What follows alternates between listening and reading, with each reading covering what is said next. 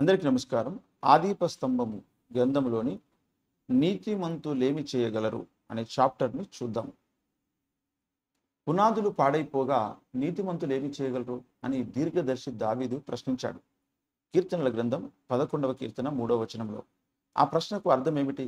ఎప్పుడైనా ఆలోచించారా? నీతిమంతులు ఏమి చేయగలరు అంటే వాళ్ళు ఏదో చేయాలని ప్రయత్నిస్తున్నారని అర్థం. వాళ్ళు ఏదో చేయాలని ప్రయత్నిస్తూ ఎంత ప్రయాసపడినా ఏమి చేయలేకపోతున్నారని అర్థం. ఆ నీతిమంతులు ఏమి చేయలేకపోవడానికి కారణం ఏమిటి? పునాదులు పాడైపోయి ఉన్నాయట. అందుకే వాళ్ళు ఏమి చేయలేకపోతున్నారట. ఏమిటి విడ్డూరపు భాష? ఏమిటి పదజాలం? ఎప్పుడైనా ఆలోచించారా?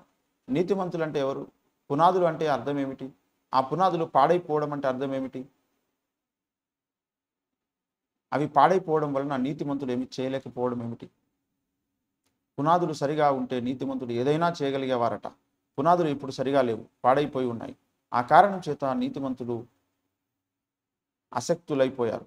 వారి ప్రయత్నాలన్నీ విఫలము అవుతున్నాయి. నీతిమంతులంటే రక్షణ పొందినవారు, క్రీస్తునే తమ నీతిగా ధరించుకున్నవారు. అంతేకాదు నోవాహులాగా తమ తరంలో నీతిమంతులు అని దేవుని చేత సాక్ష్యం పొందినవారు. ఆదికాండం 7వ అధ్యాయం 1వ వచనంలో మనం ఈ విషయాన్ని చూడొచ్చు. అలాంటి నీతిమంతులు సహజంగా ఏం చేయాలని ప్రయత్నిస్తారు? వారి ఆశ అంతా దేవుని కోసం ఏదో చేయాలనే కదా.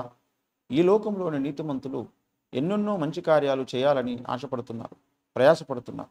లోకంలో ప్రతి ఒక్కరికి రక్షణ సువార్త అందించాలని, దేవుని సంకల్పంలో ఉన్న వాళ్ళంతా రక్షణ పొందాలని వారు పోరాడుతున్నారు. సంఘాలన్నింటినీ, విశ్వాసులందరినీ ఉజ్జీవింప చేయాలని వారు కష్టించి పనిచేస్తున్నారు.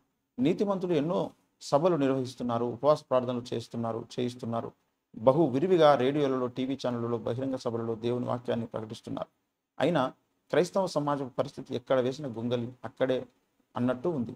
మనం మారలేకపోతున్నాం, సంపూర్ణం కాలేకపోతున్నాం. మనల్ని చూసి లోకం నవ్విపోతుంది. ఎందుకు ఈ దుస్థితి? ఇంత ప్రయాస, ఇన్ని కోట్ల రూపాయల ఖర్చు, ఇన్నిన్ని ఉపవాసాలు, ప్రార్థనలు ఎందుకు వ్యర్థమైపోతున్నాయి?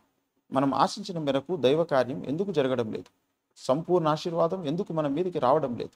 లేఖనాలలో అభివర్ణించబడిన సంఘంగా మనం ఎందుకు మారలేకపోతున్నాం? కారణం ఇదిగో లేఖనం చెబుతుంది, వినండి. పునాదులు పాడైపోయాయి, అందుకే నీతిమంతులు ఏమీ చేయలేకపోతున్నారు. పునాదులు అంటే ఏమిటి? అవి దేని పునాదులు? ఈ పునాదులు లోకంలోని నీతిమంతులందరికీ సంబంధించిన పునాదులు. ఈ పునాదులు పాడైపోయి ఉన్నందువలన ప్రపంచవ్యాప్తంగా ఉన్న నీతిమంతులందరూ నిష్ఫలులు, శక్తిహీనులు అయిపోతున్నారట. భూలోకంలోని దైవకార్యాన్ని ఇంతగా ప్రభావితం చేస్తున్న ఈ పునాదులు మామూలు పునాదులు కావు. అవి ఒక భవనపు పునాదులు కావు. అవి ఒక అక్షరార్థమైన భవనపు పునాదులు అయి ఉంటే అవి పాడైపోయినా భూమి మీద ఉన్న నీతిమంతులందరినీ బలహీనపరచలేవు కదా. ఇక్కడ పునాదులు అనేది ఒక ఉపమాన నామం. భూమి మీద ఉన్న నీతిమంతులను ప్రభావితం చేయగలిగిన పునాదులు వేరొక భవనానికి ఉన్నాయి. ఆ భవనం ఒక మర్మ మందిరం.